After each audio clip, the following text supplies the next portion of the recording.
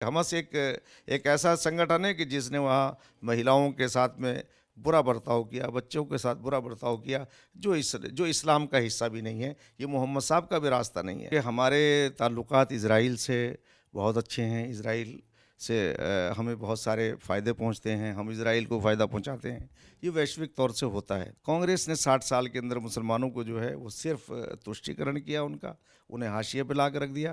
यानी अगर आप उनके कार्यकाल को देखेंगे तो इतना मुसलमानों को इतना उन्हें उन्हें सताया गया है कांग्रेस के कार्यकाल के अंदर। 2024 में श्री नरेंद्र मोदी जी पूर्ण बहुमत के साथ आएंगे और मुसलमान भी उन्हें वोट करेगा। 7 अक्टूबर 2023 हमास ने इजराइल पर 5,000 रॉकेट दागे। इसके बाद जवाबी कार्रवाई हुई और इजराइल ने लगातार कार्रवाई भी की और अभी तक ये जारी है। ये जंग विश्व स्तर पर काफी ज्यादा विवाद पैदा कर चुका है और भारत की बात की जाए तो यहाँ दो पक्ष हैं। एक तरफ प्रधानमंत्री नरेंद्र मोदी सीधे तौर पर इजराइल को समर्थन करने की बात कह रहे हैं, वहीं दहशतगर्द के खिलाफ की बात कर रहे हैं, लेकिन दूसरा पक्ष ऐसा भी है जो दहशतगर्द के साथ है और वहीं फिलिस्तीन को समर्थन भी कर रहा है और तमाम तरीके से हमास को समर्थन कर रहा है। हमारे साथ इसी मुद्दे पर बातचीत करने के लिए सामाजिक कार्यकर्ता मुफ्ती शमून कासमी जी हैं, जिनका बहुत बहुत स्वागत है और एक आपको शुभकामनाएं के साथ आगे बढ़ेंगे। उत्तराखंड में मदरसा एजुकेशन बोर्ड के आप अध्यक्ष बने हैं, चेयरमैन हैं, उसकी बहुत बहुत शुभकामनाएं आपको। Thank you, thank you.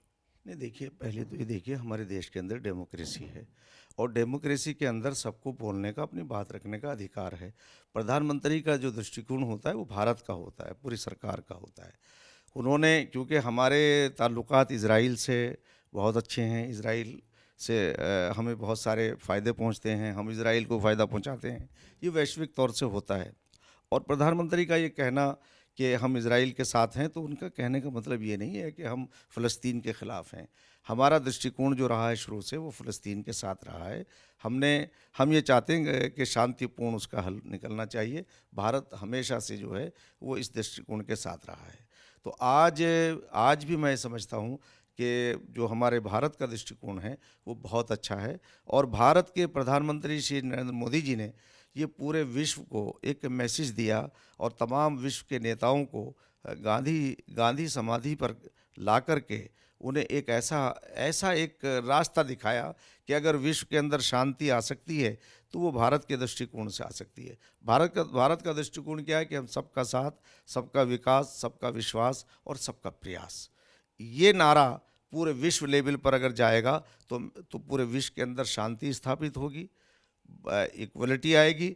इसी तरह से जो उन्होंने अपना एक दृष्टिकोण उन तमाम लीडर्स के सामने रखा और मैं समझता हूँ कि उन तमाम तमाम दुनिया को उसका अनुसरण करना पड़ेगा और करना चाहिए। इसी से पूरे पूरे विश्व के अंदर शांति आ सकती है और हमेशा हम तो शांति और आध्यात्मिकता के लिए हम प्रख्यात हैं।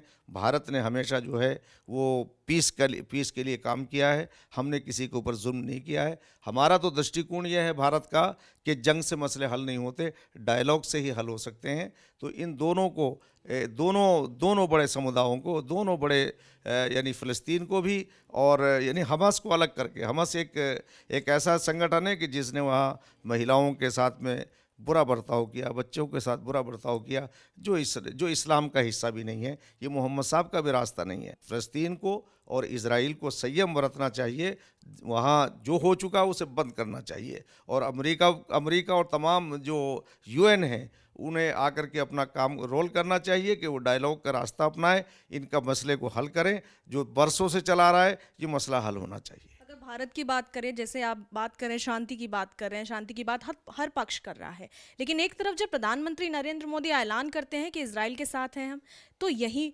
बांटी जा रही है। असदुद्दीन ओवैसी हैं, साफ तौर पे कहते हैं, यहाँ पे उनसे गुजारिश करते हैं कि आप शांति लाइए, फिलिस्तीन का साथ दीजिए। जाने तो दोनों तरफ गई है, तो दोनों तरफ की बातें क्यों नहीं की जा रही? नहीं, देखिए, वो एक हमारे देश के अंदर क्योंकि डेमोक्रेसी है और अब 2024 के इलेक्शन की तैयारियां हो रही हैं। श्री नरेंद्र मोदी जी तीसरी बार फिर से प्रधानमंत्री बनेंगे, तो ये लोग जो हैं कांग्रेस ने 60 साल के अंदर मुसलमानों को जो है वो सिर्फ तुष्टीकरण किया, उन्हें हाशिए पे ला कर रख दिया। यानी अगर आप उनके कार्यकाल को देखेंगे तो इतना मुसलमानों को इतना उन्हें उन्हें सताया गया है कांग्रेस के कार्यकाल के अंदर। आज जब से नरेंद्र मोदी जी आए हैं 2014 से, कोई भी छोटी मोटी घटनाओं को छोड़ करके कोई भी कहीं अव्वल तो उस पर भी एकदम कंट्रोल होता है।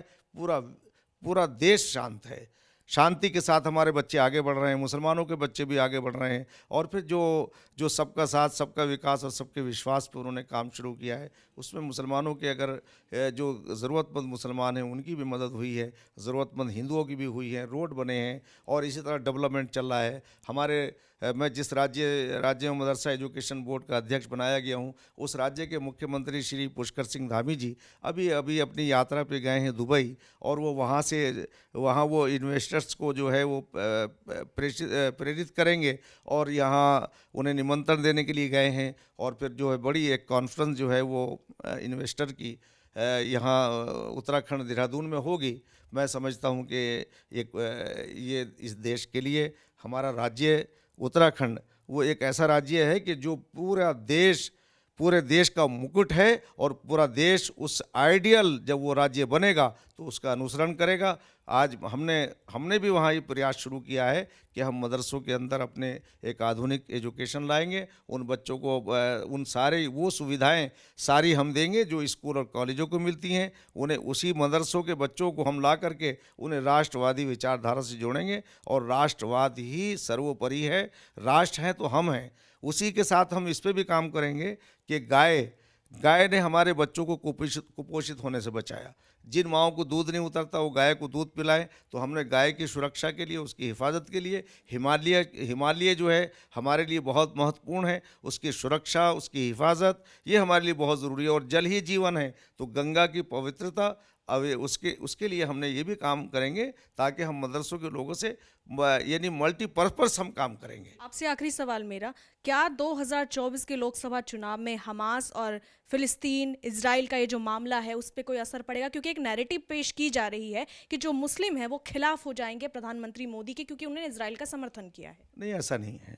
देखिए, वो अलग कंट्री है, वो अलग मुल्क है, मुसलमान इस बात को समझता है। मैं समझता हूँ कि इस बार देश में इनकलाब आएगा, परिवर्तन आएगा। लोग देखेंगे कि क्योंकि मुसलमान इसका अनुसरण कर रहा है कि कच्चे मकान पक्के बने हैं, उन्हें उज्ज्वल योजना में वो आए हैं, सिलेंडर यानी जितनी भी योजनाएं हैं, चाहे आयुष्मान हो, चाहे वो मुद्रा की स्कीम हो, चाहे स्किल हो, चाहे कोई भी जितनी भी स्कीमें जो है वो सरकार लाई है, पूरे जहाँ जहाँ भाजपा की सरकारें हैं बगैर भेदभाव के काम हुआ है, और मुसलमानी से भलीभांति जान रहा है। और हम भी इसका प्रयास कर रहे हैं कि मुसलमानों तक सरकार के किए हुए कार्य पहुँचे। मुझे पूरी आशा है कि 2024 में श्री नरेंद्र मोदी जी पूर्ण बहुमत के साथ आएंगे और मुसलमान भी उन्हें वोट करेगा।